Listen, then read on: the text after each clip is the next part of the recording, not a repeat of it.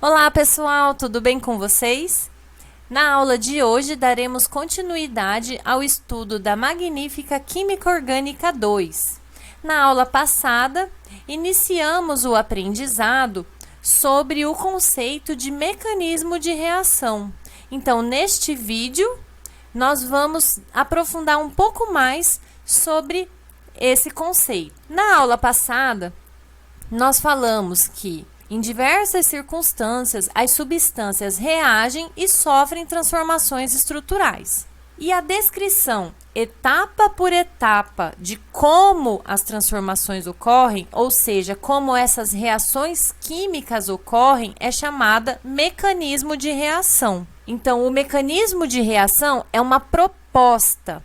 Não é possível provar um mecanismo de reação. O que é possível é avaliar se este mecanismo proposto é coerente com os dados experimentais que foram analisados, ok? Se o mecanismo for coerente com todos os dados experimentais, diz-se que o mecanismo é aceito como verdadeiro.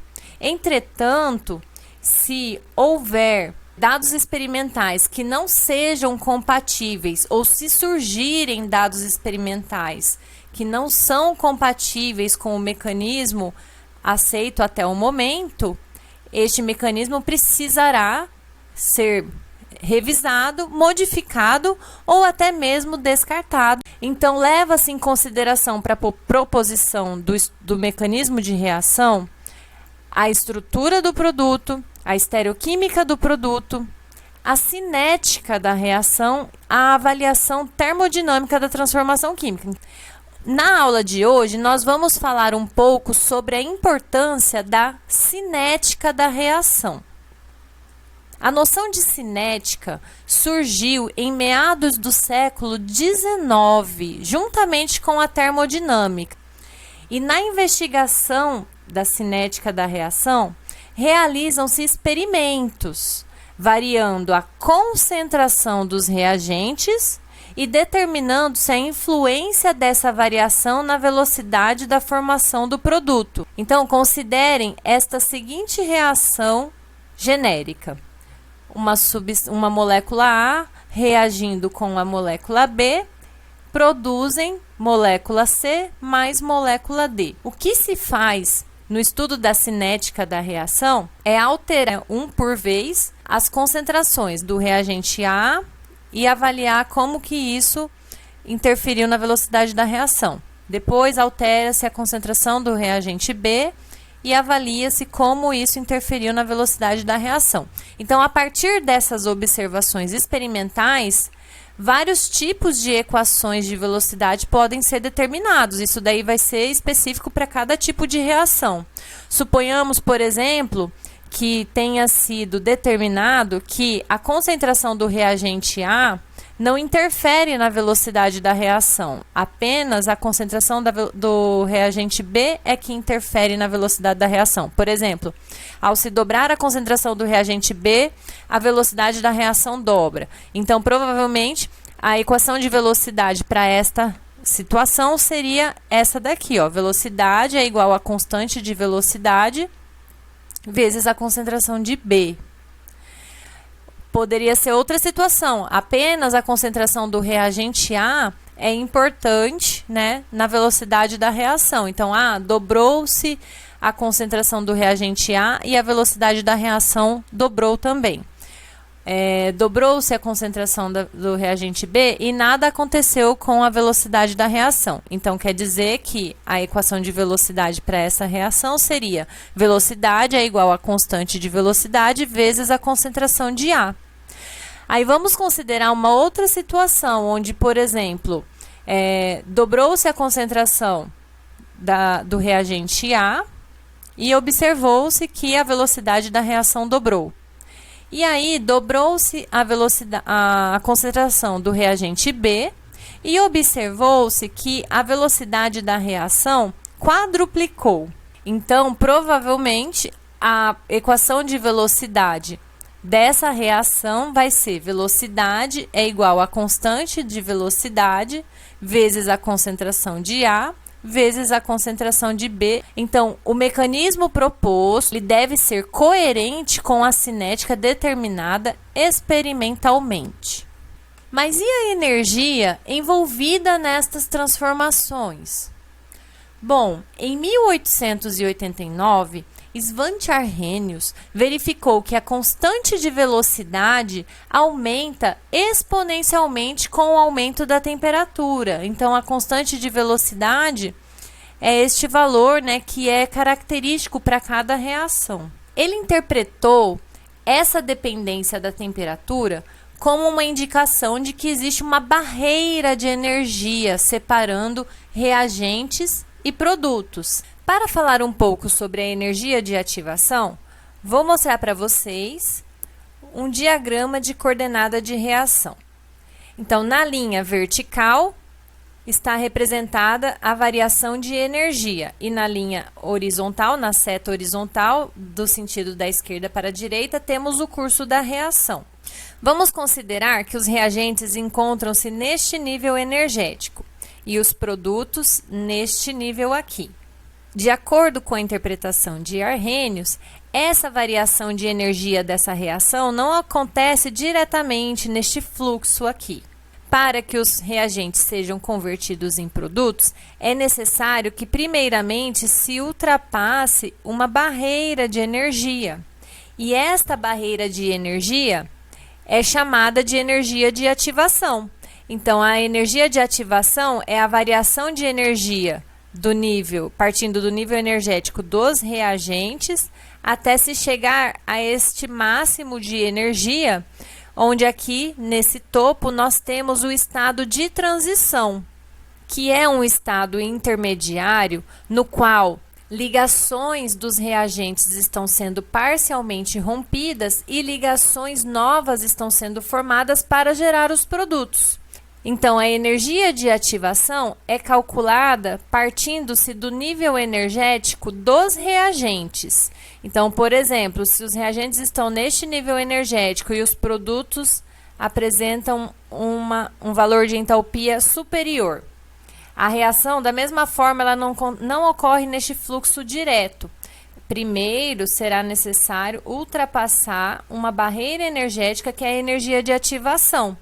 Então, o valor dessa energia de ativação é a variação de energia entre a energia dos reagentes até se chegar a esse máximo de energia, que é quando a reação atinge o estado de transição. Essa variação de energia, que pode ser calculada entre o nível de energia dos reagentes e o dos produtos, é a variação de entalpia. E nós vamos falar um pouco mais sobre ela na próxima aula, ok? Para explorar um pouco mais isso, vamos ver agora este exemplo aqui. Então, considere aqui os reagentes num determinado nível de energia e após a ultrapassagem desta barreira energética, que é a energia de ativação, serão gerados produtos que estão no nível de energia inferior. Então, a liberação de energia aqui é uma reação exotérmica, como nós veremos no próximo vídeo, certo? Então, vejam, vamos ver o processo para que esses reagentes se transformem em produtos. Percebam que para os reagentes se transformarem em produtos, será necessária a absorção de uma quantidade de energia, que aqui está representado por este palito de fósforo aceso. Mas, de onde vem essa energia que vai converter esses reagentes em produtos? Normalmente, essa energia vem da energia cinética desses reagentes, que ao se chocarem uns com os outros, né, essa energia cinética é convertida em energia potencial, que vai ser a energia necessária para a superação dessa barreira energética aqui. Nós vamos falar um pouco mais sobre isso, mas é só para ilustrar um pouco essa situação. Então, uma vez que os reagentes vão superando essa barreira de energia, eles chegarão num ponto máximo de energia, que é o estado de transição, aonde ligações estão sendo parcialmente quebradas e outras ligações parcialmente formadas. E após ele, haverá a formação dos produtos. Neste caso aqui, os produtos apresentam um nível de energia inferior ao dos reagentes. Então, no balanço final dessa reação, mesmo com a necessidade de superação, né, dessa barreira energética, ao final do processo, houve liberação de energia. Então, percebam aqui, ó, o nível inicial de energia dos reagentes estava aqui, e agora dos produtos está aqui, num nível inferior.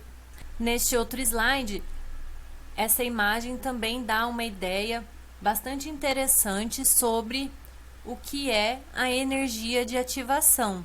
Então, vejam que para que a pedra passe do patamar A para este patamar B, essa energia necessária, se isso aqui fosse uma reação, seria a energia de ativação.